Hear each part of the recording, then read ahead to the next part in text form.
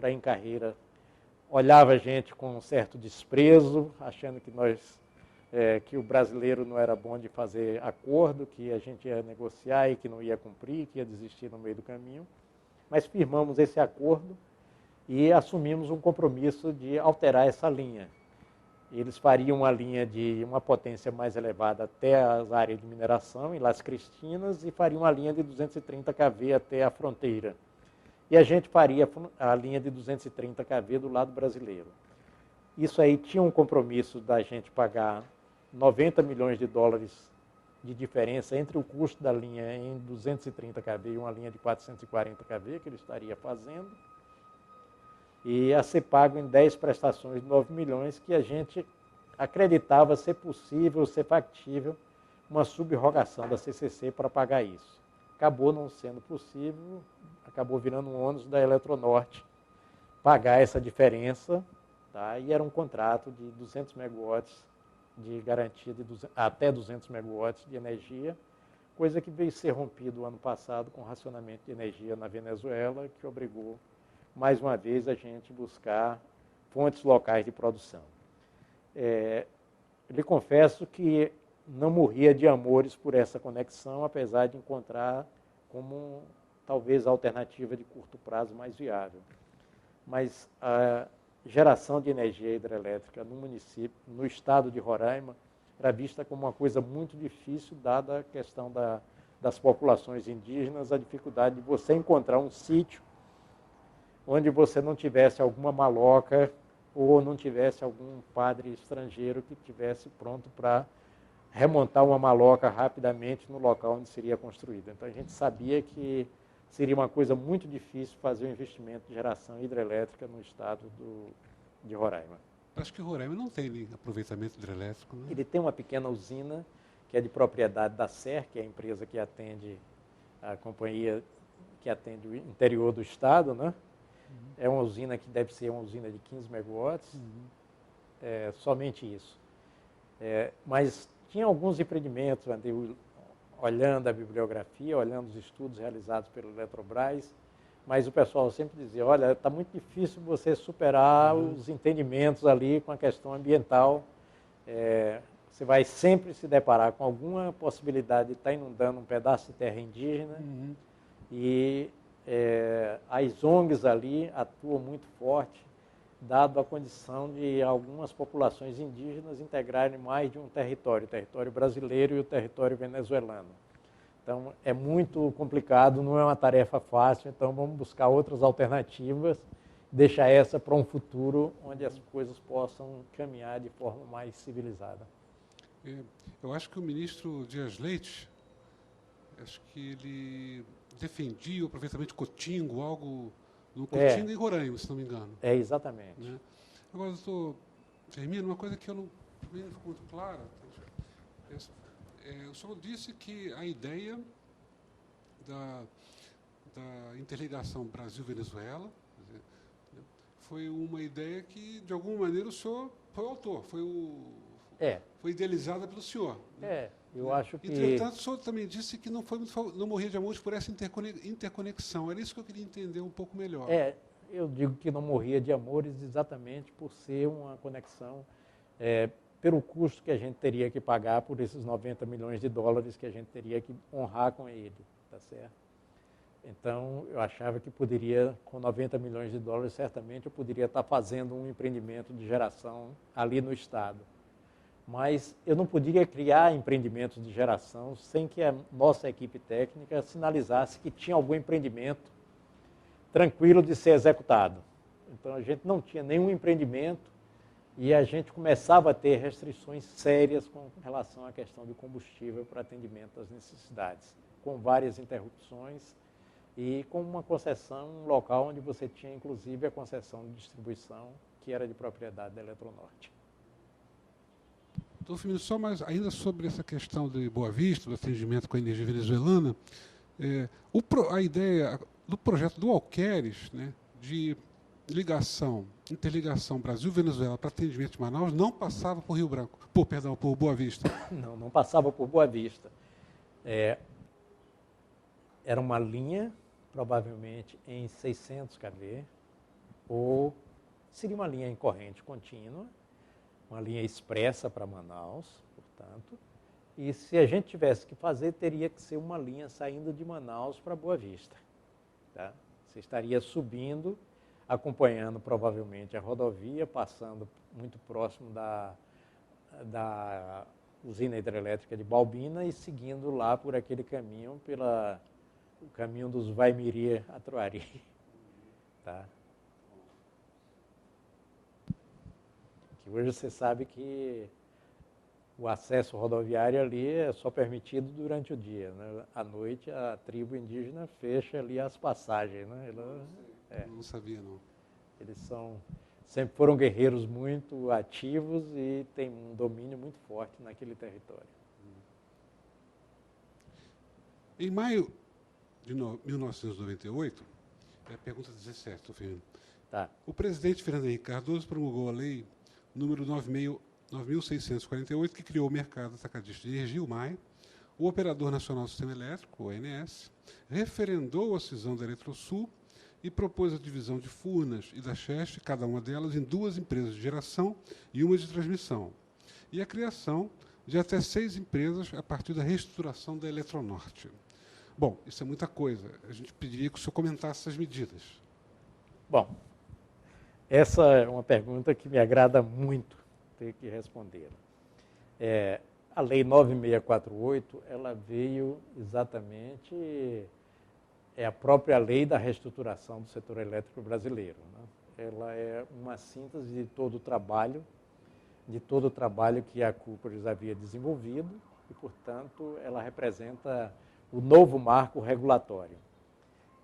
Aqui a gente tem alguns eventos que foram de fundamental importância para todo o setor elétrico brasileiro e, a partir daí, a gente tem alguns desdobramentos que vão se materializar de forma muito intensa mais adiante.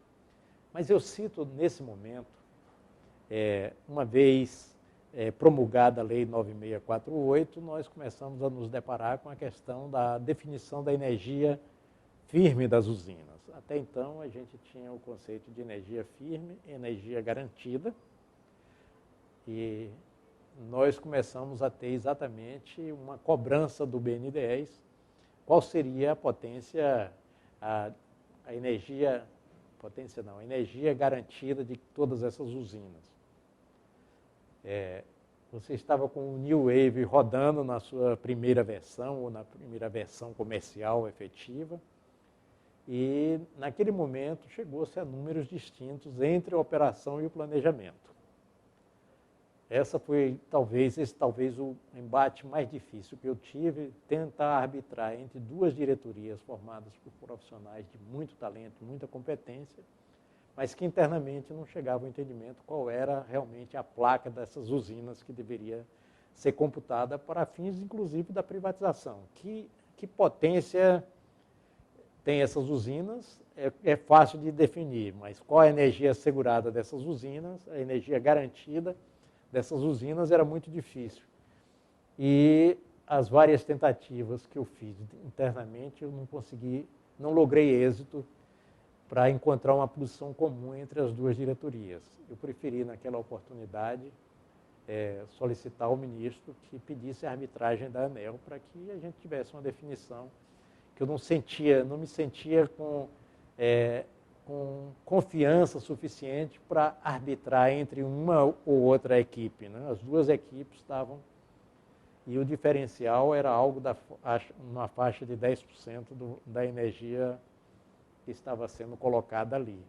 Aquilo ia definir o tamanho dos contratos iniciais e, por conseguinte, toda a cadeia de valor que seria gerado para fins de privatização e outras coisas. Naquele episódio, a ANEEL acabou definindo essa nova modalidade, que foi batizada de energia assegurada. Para uns, inclusive para mim, eu tinha a sensação de modelo salomônico, nenhum nem outro, nem 0 nem 10, vão 5, mas o pessoal atesta que foi uma decisão de natureza técnica, que se chegou a um denominador comum que equilibrou o senso, que representava um senso comum entre as duas equipes, devidamente arbitrado pela ANEEL e batizado um novo tipo de energia, não mais a garantida e sim assegurada, foi o novo nome que foi tomado. Bom, o que é que a gente tinha a partir daí? A Eletrosul era uma empresa relativamente fácil de se conduzir. Eu tinha o presidente da Eletrosul, Cláudio Ávila, que veio depois ser o presidente da Eletrobras, pessoa muito afável, trato muito fácil, e entendeu perfeitamente que as decisões governamentais elas precisavam ser executadas. Então, nós trabalhamos numa parceria muito próxima, e aí eu, Paulo Roberto, atuamos de forma muito intensa por esse processo de cisão da Eletrosul, criando a Gerasul, criando a Eletrosul Transmissão. Foi um trabalho, assim, um esforço muito grande, muito boa vontade de toda a equipe da Eletrosul, e chegamos a bom termo. E com muita alegria nós identificamos que o resultado ali foram duas boas companhias, uma boa companhia de transmissão e uma boa companhia de geração. E tinha um fato adicional que eu era presidente do Conselho de Administração da Eletrosul. Então eu também era um fiscal permanente desse trabalho. Então foi muito mais fácil executar essa tarefa. Nós conseguimos transformar aquelas duas empresas, aquela empresa única, que ainda não era uma empresa rentável, um lucro irrelevante, lucro de 5, 6 milhões de reais, nós conseguimos colocar duas empresas bastante lucrativas. Claro que ali alguns ajustes de natureza contábil foram feitos, como, por exemplo, a usina de Ilhabela, que era um aproveitamento que estava lá como um ativo diferido, e que dificilmente seria executado por não ter viabilidade econômica, mas era sempre computado como um ativo diferido e, portanto, como um recurso da companhia, como um capital. Você acabava gerando uma necessidade de amortizar um ativo deferido e não tinha receita suficiente para isso. Na hora que você admitiu que aquilo era uma perda que realmente não tinha recuperação, você começou a modificar aquele processo. E o próprio valor de outros ativos que tinham a mesma característica, né, que isso era uma coisa muito forte dentro das nossas empresas do setor elétrico. Os estudos realizados no passado, que não deram em nada, ficavam numa conta do ativo diferido, esperando que algum dia, se executado, ele se transformasse em recurso para a própria companhia, né? Doutor Firmino, desculpe só. O senhor falou Ilhabela, mas eu não estou identificando bem esse empreendimento, quer dizer, esse projeto. Esse projeto, às vezes, são quase 10 anos fora, tá certo? Desse tempo um pouco mais, mas era um aproveitamento no Rio Paraná. Não seria Ilha Grande? Ilha Grande. Desculpa. Ilha Grande. Ilha Grande, tá certo? Que tinha sido inicialmente estudado pela Copel e depois passou para a Eletrosul, quando a Copel assumiu a condição de fazer a produção de energia em Segredo e Salto Caxias, né? Então, esses dois empreendimentos ficaram com a Copel e o outro, que era um empreendimento de baixa viabilidade, veio com os custos para a Eletrosul. Então, tiveram que ser afundados esses custos porque não tinha a menor condição de viabilidade econômica. Ilha Grande, acho que a Eletrosul chegou a construir uma ponte ali ferroviária. Exatamente. Né? Então, tudo aquilo tinha que ser considerado uma perda porque não tinha mais como recuperar dentro de qualquer empreendimento que viesse a ser executado no mesmo local. Então, nós preferimos assumir aquilo como uma perda definitiva e isso ajudou na modificação desses balanços. Então, as duas empresas as duas empresas resultantes da cisão passaram a ser duas empresas lucrativas. A Eletrosul logo disparou como empresa de transmissão e, para surpresa nossa, a gente achava que havia um desequilíbrio, que todo mundo correria para ser empregado, para continuar empregado da estatal, que correria para ficar dentro da Eletrosul, mas a gente teve um equilíbrio da distribuição das pessoas de forma voluntária. E muitos daqueles que apostaram na Gerasul, que hoje é Tractibel, ficaram muito satisfeitos, tiveram uma grande valorização profissional e um grande crescimento como pessoa e como um profissional também. Doutor Firmino, o senhor mencionou que a Eletrosul Sim. foi escolhida como, ainda na Eletrosul, antes É. de passar para as outras questões da Lei 9648, foi escolhida meio que como piloto, né, ou primeira empresa, né, do grupo, primeira grande empresa geradora do Grupo Eletrobras, a ser privatizada. É. Né. O senhor destacou que havia o Cláudio Ávila como presidente da empresa, que era uma pessoa de grande afabilidade. É. Mas e as outras empresas? Bom, Furnas, as outras, Chesf, Furnas, nesse momento, a ideia era privatizá-las, evidentemente, mas a Eletrobras já percebia ter uma dificuldade maior e, em função disso, colocou a Eletrosul a na Eletrobras frente? já sabia perfeitamente, no caso de Furnas, que teria uma reação muito forte, porque, primeiro, Furnas era presidida pelo Luiz Laécio naquele momento, que era contrário à privatização. Entendia que muito melhor do que a privatização era fazer empreendimentos tipo parceria público-privada, entendeu? Em que Furnas agregava o valor da sua competência técnica com empreendedores privados, empreendimentos nos moldes de Serra da Mesa e principalmente com Furnas majoritária, não minoritária como estava em Serra da Mesa. Então era esse o entendimento do Luiz Laécio e que era um entendimento partilhado pela maioria da equipe técnica de Furnas.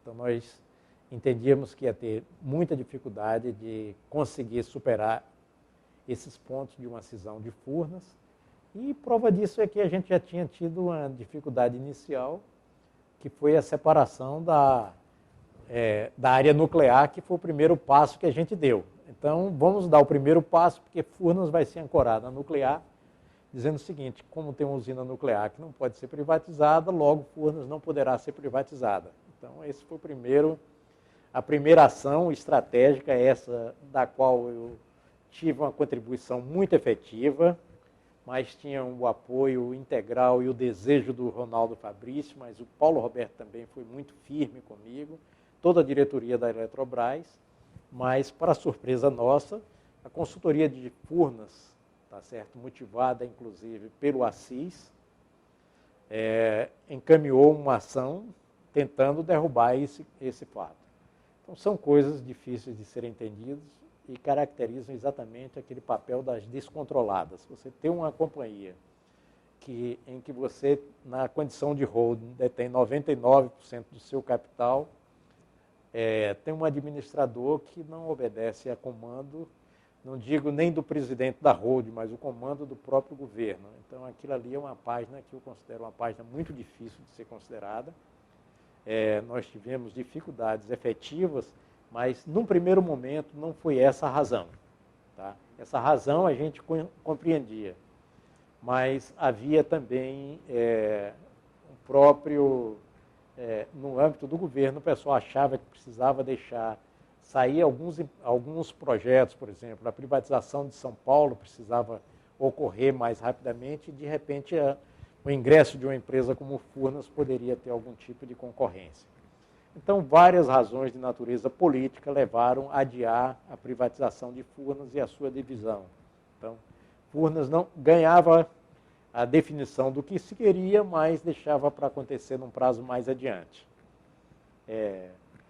A gente tinha, naquele ano, uma previsão de privatizar a Eletrosul, tá certo? Coisa que aconteceu no mês de setembro de 1998, portanto, em pleno período eleitoral, um pouco antes da eleição, que foi ganha em primeiro turno, né?